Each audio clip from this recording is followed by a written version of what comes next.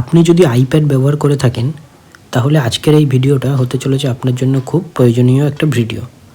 তো ধরুন আপনি আইপ্যাড ব্যবহার করছেন, আপনি একটা প্রবলেম খুব ফেস করবেন, সেটা হচ্ছে কিভাবে স্ক্রিনশট নিতে হবে আইপ্যাডে। তো আইপ্যাডে স্ক্রিনশট নেওয়াটা কিন্তু অ্যান্ড্রয়েডের মতো অতটা ইজি নয়। তো এখানে একটু ব্যাপারটা আমাদের জেনে নিতে হবে যে কিভাবে আইপ্যাডে স্ক্রিনশট নেওয়া যেতে পারে। তো চলুন আজকে আমি দেখাবো আপনাদের কয়েকটা ওয়ে যেগুলোর সাহায্যে আপনি খুব সহজেই আইপ্যাডে স্ক্রিনশট নিয়ে নিতে পারবেন। তো চলুন শুরু করা যাক। তো অ্যান্ড্রয়েড ডিভাইসে যেমন খুব ইজি একটা ব্যাপার আছে যে 3টে আঙুল দিয়ে স্ক্রিনে টাচ করলে স্ক্রিনশট হয়ে যায়, কিন্তু আইপ্যাডে সেই ব্যাপারটা নেই। তো আইপ্যাডের প্রথম ওয়েটা আমি আপনাদের দেখিয়ে দিই, চলুন। তো প্রথম ইজি ওয়েটা হচ্ছে আপনাদের যে পাওয়ার বাটনটি আছে আইপ্যাডে, সেই পাওয়ার বাটন এবং ভলিউম আপ কি দুটোকে কিন্তু পুরোপুরি একসাথে প্রেস করতে হবে, তাহলেই কিন্তু স্ক্রিনশট হয়ে যাবে। তো আমি এখন পাওয়ার বাটন এবং ভলিউম আপ বাটন দুটোকে একসাথে জাস্ট প্রেস করে ছেড়ে দিলাম। তো দেখতে পাচ্ছেন স্ক্রিনশট কিন্তু হয়ে গেছে। এবার আপনি চাইলে এখান থেকে এডিট করতে পারবেন, কেন অনেক রকম এডিটিং অপশান আছে। আর যদি কোনো রকম এডিট না করতে হয় তাহলে আপনি ডাইরেক্ট এই যে এখানে রাইট সাইনটা আছে এটাই ক্লিক করলে কিন্তু স্ক্রিনশটটা সেভ হয়ে যাবে। তো সেভ যখন করবেন আপনার কাছে অনেক কটা অপশান আসবে, ফটোসে সেভ করতে চাইছেন নাকি ফাইলসে বা কুইক নোটে, তো সেগুলো আপনি এখান থেকে চুজ করে নিতে পারবেন। আমি সেভ টু ফটোস করলাম, তো ফটোসে কিন্তু স্ক্রিনশটটা সেভ হয়ে গেছে।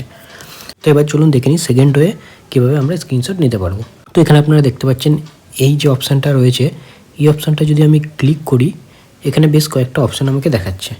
তো এখানে ডিভাইস নামে একটা অপশান রয়েছে, এটাতে আমি ক্লিক করলাম।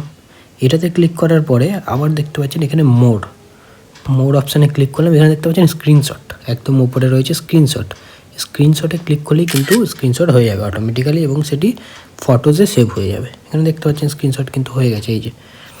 তো আপনি চাইলেও এখান থেকে এডিট করতে পারবেন, না এডিট করতে চাইলে এখান থেকে ক্রস করে দেবেন, এটা কিন্তু সেভ হয়ে যাবে ফটোসে। তো এটা হচ্ছে সেকেন্ড ওয়ে। এবার আপনার একটা প্রশ্ন থাকতে পারে যে এই যে অপশানটা যেটা রয়েছে এটা কোথা থেকে আসবে। তো এটা আমি লাস্টে দেখিয়ে দেবো এটা কীভাবে আপনি পেতে পারবেন। তো এবার চলুন দেখে নিই থার্ড অপশান কী আছে। থার্ড অপশান আপনি সিরি ইউজ করতে পারেন।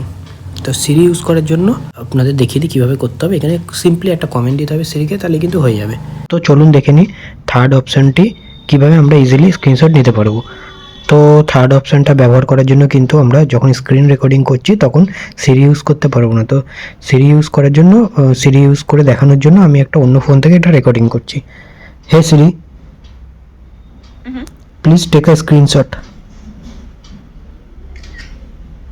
তো দেখতে পাচ্ছেন সিরিকে আমি স্ক্রিনশট নিতে বললাম এবং স্ক্রিনশট নিয়ে নিল। তো এটা হচ্ছে থার্ড ওয়ে। তো এবার আমি আপনাদের দেখাবো এই যে অপশানটা দেখতে পাচ্ছেন এটা আপনারা কীভাবে এনেবেল করবেন আপনাদের আইপ্যাডে। তো এটার জন্য ফার্স্টে আমাকে যেতে হবে সেটিংসে। তো এই যে আমি সেটিংসে চলে গেলাম, দিয়ে এখানে আমাকে যেতে হবে অ্যাক্সেসিবিলিটি, এইবার টাচ দিয়ে ফার্স্ট যে অপশানটি দেখতে পাচ্ছেন অ্যাসিস্টিভ টাচ, এটাকে জাস্ট অন করে দিতে হবে। দেখতে পাচ্ছেন আমার অন রয়েছে, এটাকে যদি আমি অফ করে দিই, এটাকে ক্লিক করে ওপেন করার পর এখানে দেখতে পাচ্ছেন যদি আমি অফ করে দিই তাহলে কিন্তু ওটা চলে যাবে, ওটা থাকবে না। এটাকে যদি আমি আবার অন করি দেখতে পাচ্ছেন এটা চলে এসছে। আর এখান থেকে আপনারা চাইলে দেখতে পাচ্ছেন single tap, double tap, long press, এখানে আপনারা স্ক্রিনশট বা কি সেট করতে চাইছেন সেটাও সেট করতে পারবেন। সেখান থেকেও ইজিলি কিন্তু আপনারা স্ক্রিনশট নিতে পারবেন। Thank you.